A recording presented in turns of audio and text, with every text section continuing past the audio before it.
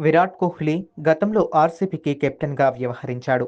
ఇప్పుడు మాత్రం జట్టులోని ఆటగాళ్లలో ఆయన ఒకడు. అయినా సరే తమ జట్టును కప్పు గెలిపించిన ఆనందంతో ఉబ్బితబ్బిపోయాడు. అంతేనా మైదానంలో ఏడ్చేశాడు.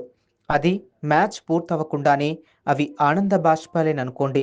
అది వేరే సంగతి. ఆర్సీబీ కప్పు గెలిచిన దరిమిలా విజయోత్సవ సంబరాలు షురూ అయ్యాయి. ఈ క్రమంలో తొక్కిసలాట జరిగింది. 11 మంది ప్రాణాలు కోల్పోయారు. బెంగళూరులోని చిన్నస్వామి స్టేడియంలో జరిగిన తొక్కిసలాటలో ఒక్కసారిగా దేశం ఉలిక్కిపడింది. నిర్వాహకులు తగిన ఏర్పాట్లు చేయలేదా? పోలీసులు సరైన భద్రత కల్పించలేదా? అన్న దానిపై స్పష్టత రావాల్సి ఉంది. ఈ తొక్కిసలాట నేపథ్యంలో విరాట్ కోహ్లీని అరెస్టు చేయాలనే డిమాండ్లు పుట్టుకొస్తున్నాయి. పుష్ప 2 ది రోల్ తొక్కిసలాట నేపథ్యంలో ఓ మహిళ మృతి చెందితే హీరో అల్లు అర్జున్ అరెస్ట్ అయిన సంగతి తెలిసిందే.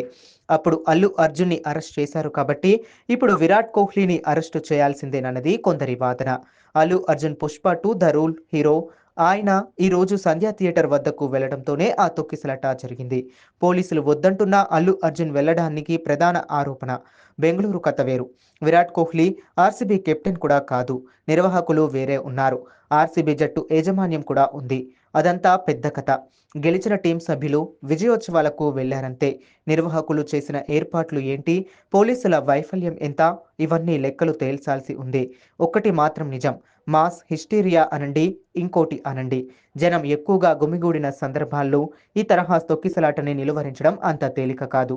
చివరిగా కప్పు గెలిచిన ఆనందం కంటే విజయోత్సవాల కారణంగా 11 మంది ప్రాణాలు కోల్పోవటమే విరాట్ కోహ్లీకి అయినా, ఆర్సీబీ జట్టు సభ్యులకు అయినా ఎక్కువ బాధను కలిగిస్తుంది.